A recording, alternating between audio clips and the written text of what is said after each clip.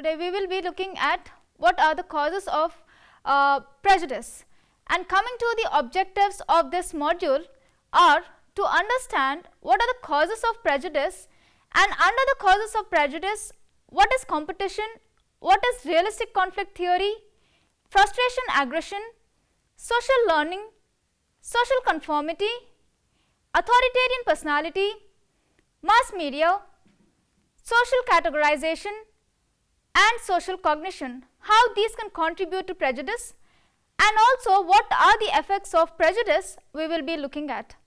So now we look at what are the causes of prejudice. According to Barron and Byrne, some of the causes of prejudice are: the first one is competition. Following realistic group conflict theory, negative interdependence between groups like competition leads to prejudice towards the opposing outgroup. Based on research on mindset priming, it is hypothesized competition increases prejudice regardless of whether the derogated outgroup is involved in the competition or not. In experiment number 1, participants remembered an event involving either competition or cooperation. In experiments 2 and 3, they participated in a competitive, cooperative or individual assessment of their knowledge. Subsequent measures indicated that competition results in higher levels of prejudice, even when it is not related to the intergroup context. Additional evidence suggests that this effect is not driven by the transfer of negative affect or ego depletion. Possible underlying cognitive processes are discussed, and this study investigated the root causes of Syrian refugees and Lebanese host community nonviolent conflict. To understand the tensions, it was first necessary to consider the political history of relations between Lebanon and Syria. The study examined the cause of Tripoli, the capital of the north, a town that hosts almost 45,000 Syrian refugees. And the researcher focused on a social cohesion analysis through economic factors such as employment and livelihoods, as well as social relations and trust, among others. And the results show that competition on the job market exacerbates tensions and undermines social cohesion. A survey was conducted to test the hypothesis that inclusive employment can elevate tensions between local, non-local communities, contributing to social cohesion. However, the study found that historical conflicts and prejudices undermine this option. Interestingly, such hostilities can appear among both the younger and older generations, mainly Lebanese. In contrast, Syrian refugees mostly expressed appreciation of their hosts independently of the status of employment or vulnerability. Moving on, the next cause of prejudice is realistic conflict theory. This theory emerged in the 1960s to describe how perceived competition for limited resources can lead to hostility between groups. Unlike theories that use psychological factors such as personality or value differences to explain conflict and prejudice, realistic conflict theory focuses on situational forces outside the self. When valuable resources are perceived to be abundant, then groups cooperate and exist in harmony. However, if valuable resources are perceived as scarce, an antagonism ensures between them. The resources in question can be physical, such as land, food or water, or psychological, such as status, prestige or power. And realistic conflict theory states that whenever there are two or more groups that are seeking the same limited resources, this will lead to conflict, negative stereotypes and beliefs, and discrimination between the groups. This conflict can lead to increasing animosity towards the groups and can cause an ongoing feud to develop. In the case of Britain and France and Germany, these are all European countries that used to compete for imperial colonies and still compete for power in Europe. There are only so many colonies or European jobs or money to go around. So these are limited resources.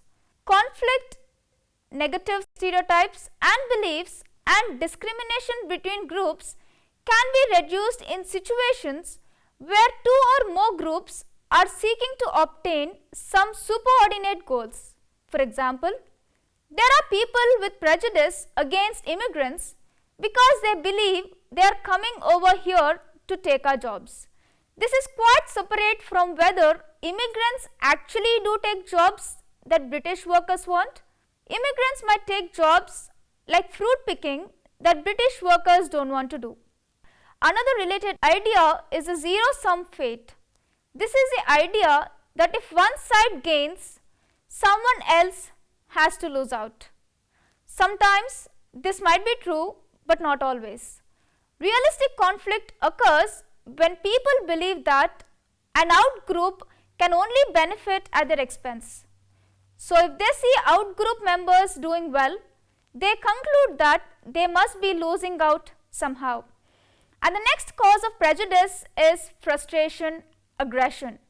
Frustration aggression theory given by Dollard and Miller, when people are blocked from getting what they want, it causes frustration, which in turn leads to aggression.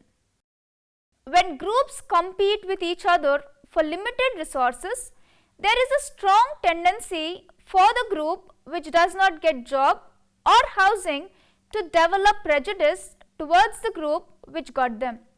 And the frustration of not reaching the goal is directed in the form of aggression against the other group. They hypothesize that frustration is high in people during the time of economic crisis and low during economically good times. And next, a cause of prejudice is social learning.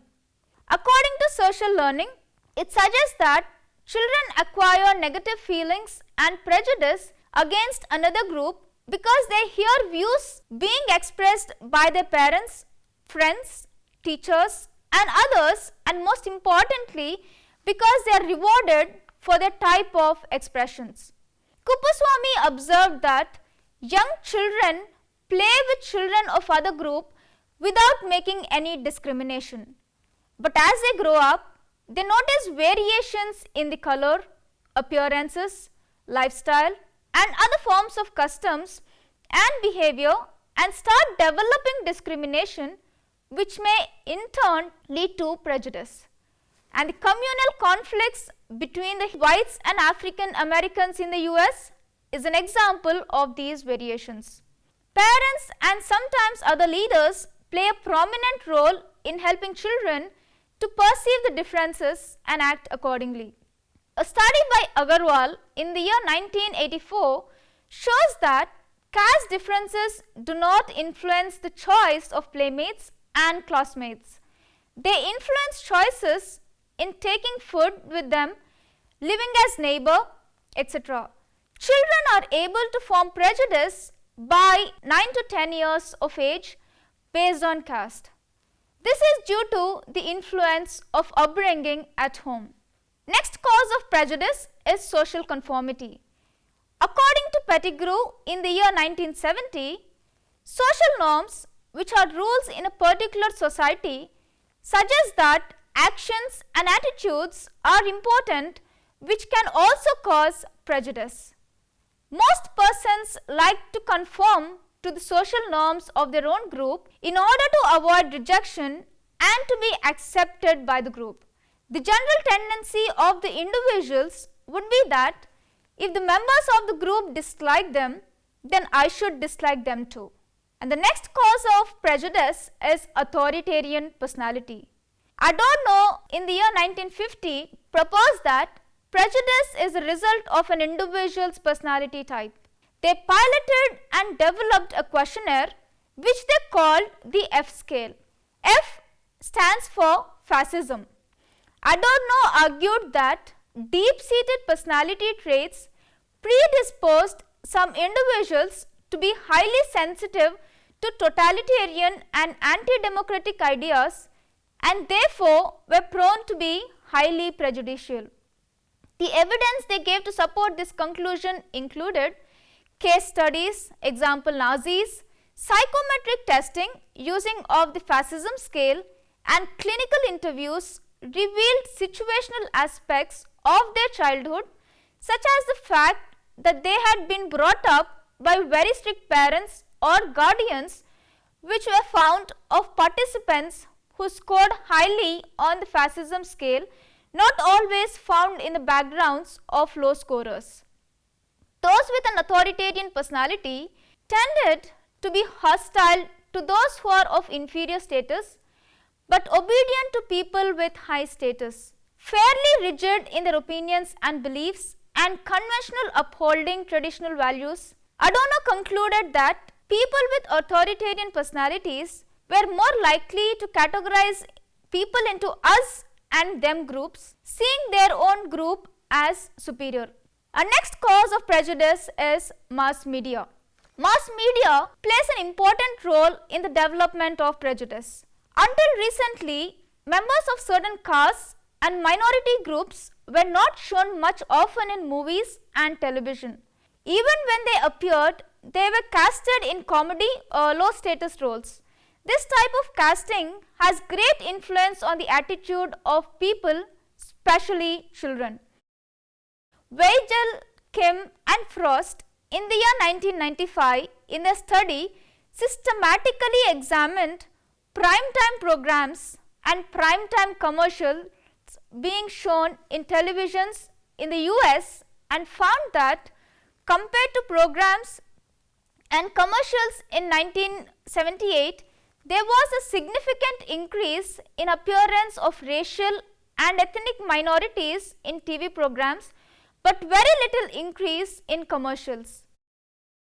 It is possible that an analysis of programming during the current year might indicate very significant rise in presentation of all ethnic and racial minorities in prominent roles and in popular shows in a favorable manner.